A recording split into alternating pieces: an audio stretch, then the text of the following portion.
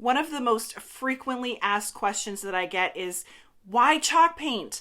And my answer has always been that chalk paint is made specifically for use on furniture surfaces, and latex paint is made for walls. But I've never used plain old latex wall paint on a piece of my furniture before, so maybe I'm missing out on something. So I decided to put together a side-by-side test of a few different paint options to see what the differences really are.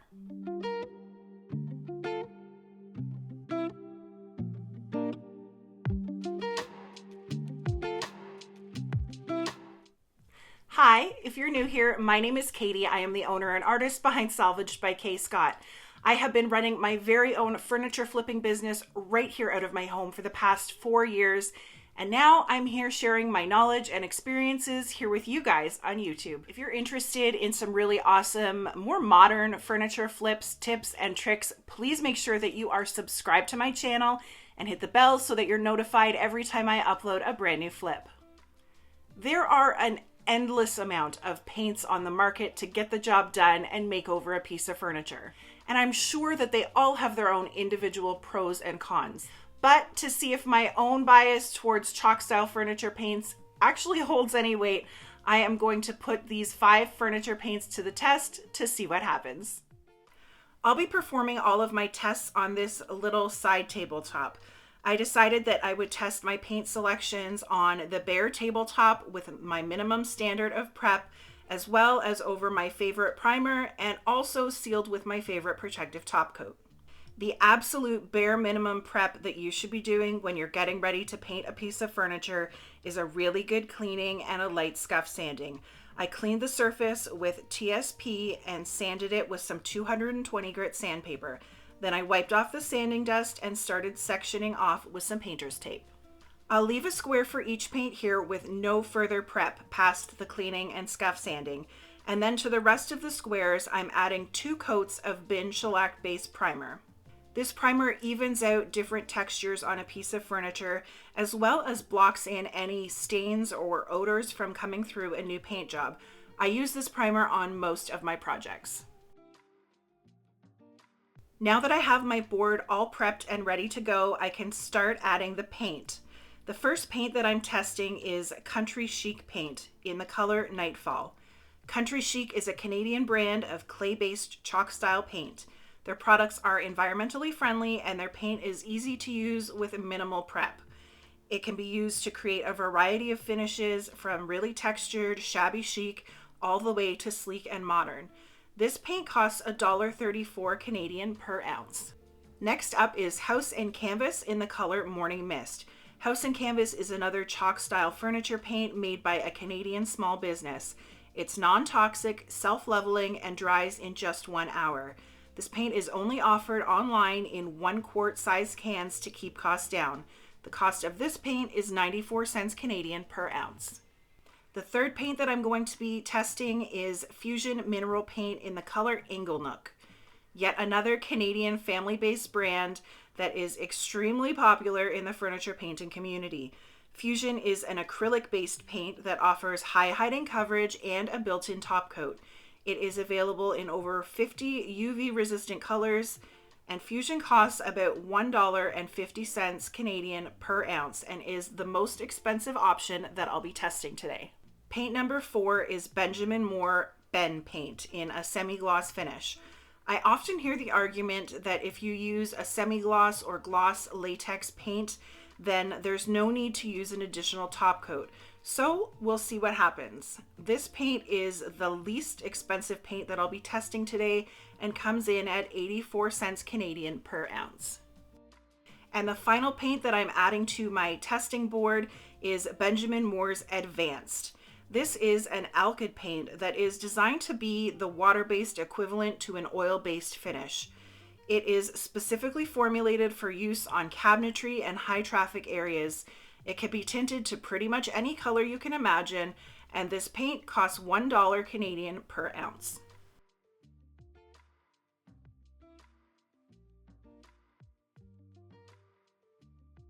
I went ahead and brushed on a second coat of paint to all 5 swatches.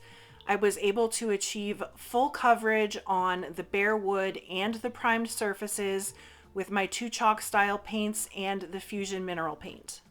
All three of the furniture paints have a 1 to 2 hour recoat time, which makes painting furniture quick and easy.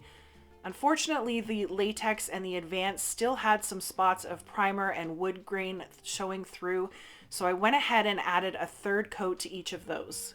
The latex paint looked perfect after 3 coats, but the advanced was still showing through both spots of primer and on the unprimed bare wood, so I went ahead and applied a 4th coat of paint and still wasn't happy with the coverage. But with a 16-hour recoat time, I decided to call it at 4 coats. Once I was finished painting, I tucked my tabletop away and let all of the paints cure for a full 30 days. I put together this chart as a quick little recap of where we are so far.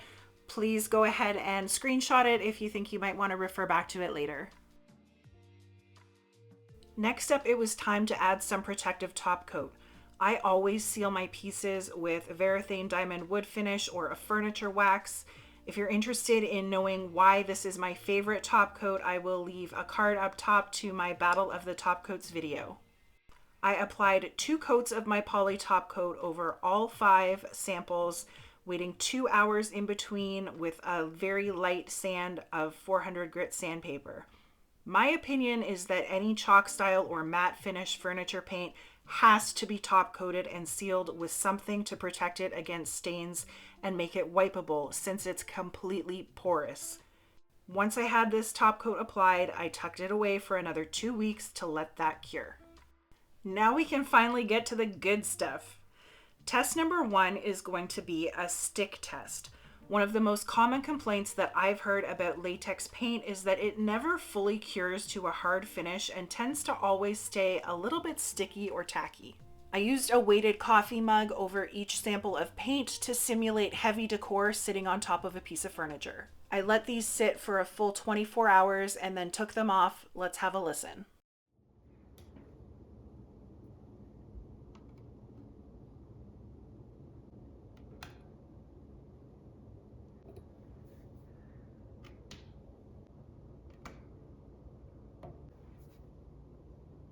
Test number 2 is going to take a look at how easily these paints are sanded.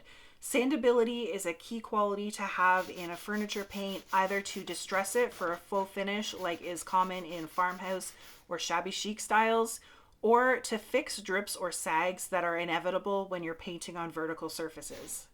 Chalk paints are known for being easy to sand and they powder when they're sanded. Both of my chalk paints did just that.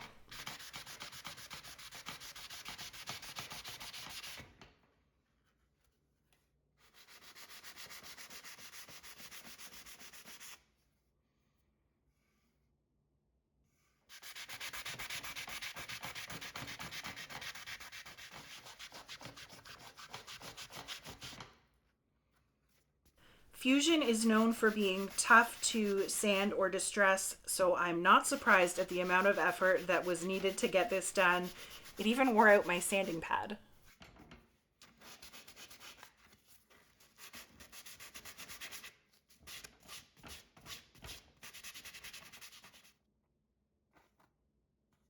Latex paint tends to ball up or pill when it's sanded. This can make it hard to correct drips or sags in your finish, but otherwise it doesn't really matter.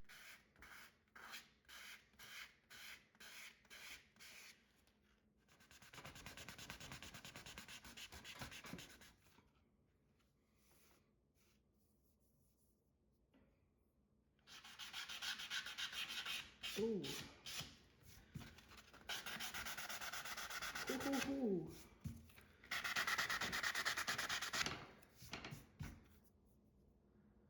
Huh. Since the advanced paint is designed specifically for cabinetry, I was expecting it to be super hard and not easy to sand. It was very soft even after having its full 30 days of cure time, and you can hear how shocked I was at how easily it came off.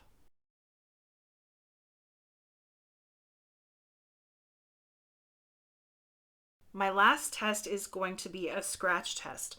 I want to see how durable these paints are when it comes to everyday wear and tear, and have a look at how they hold up with the paint over the bare wood, over the primed wood, and also with the additional protection of the top coat.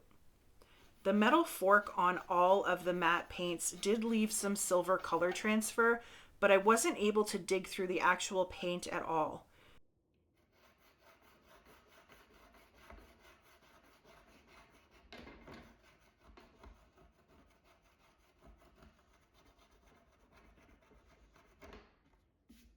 I would say that the durability of all 5 paints that were top coated ended up being about the same.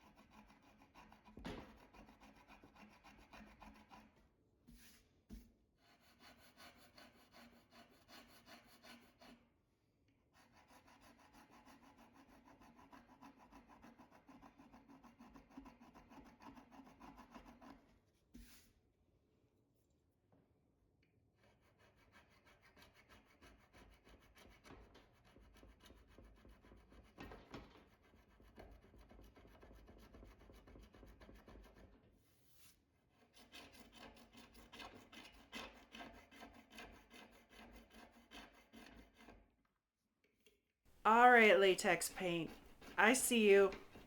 I see you popping off here and being super tough.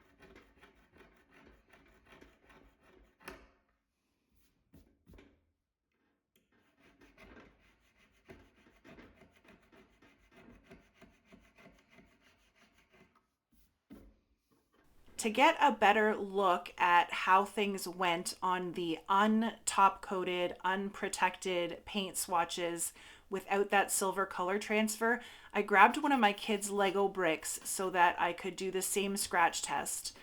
The chalk style paints and the fusion mineral paint all held up perfectly. I was not able to get down through the paint and expose any of the white primer underneath.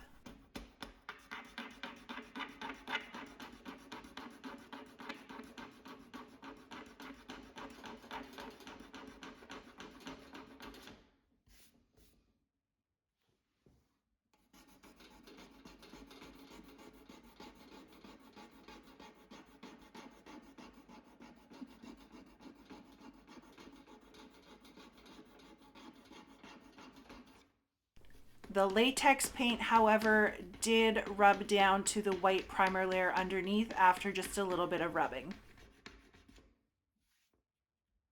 And the advanced paint held up just fine.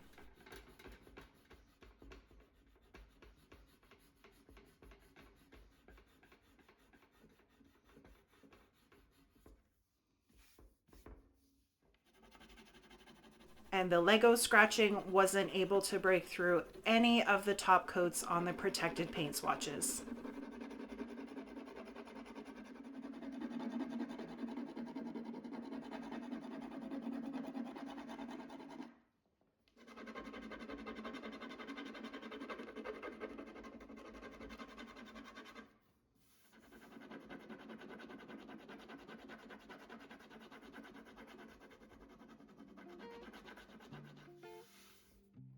So here are my final thoughts. I was super surprised at how well that semi-gloss latex held up to the wear and tear. I was also surprised at how soft that advanced paint was even after having its full curing period. I'm not going to pick a winner or a loser here or say that one paint performed better than another. They all did great. I will say that if you're getting ready to paint a piece of furniture, your prep work is key. You need to, at bare minimum, do a really thorough cleaning and a good scuff sand so that your paint has something to hold on to. If you're going to be painting over a surface that may have bleed through from nicotine stains or wood tannins, all of these paints recommend using a good stain blocking primer like the Shellac based bin primer that I showed in this video. I would also recommend a good top coat over any of these paints to give you that added protection against stains from the top surface, as well as make everything really nice and wipeable. Other than that, I'm going to leave you guys with a chart that breaks down all of the topics that we covered in this video. Feel free to take a screenshot for future reference. Please take a moment to tap that subscribe button if you haven't done it already, and share this video with anyone who you think might benefit from it. And I will catch you guys next time.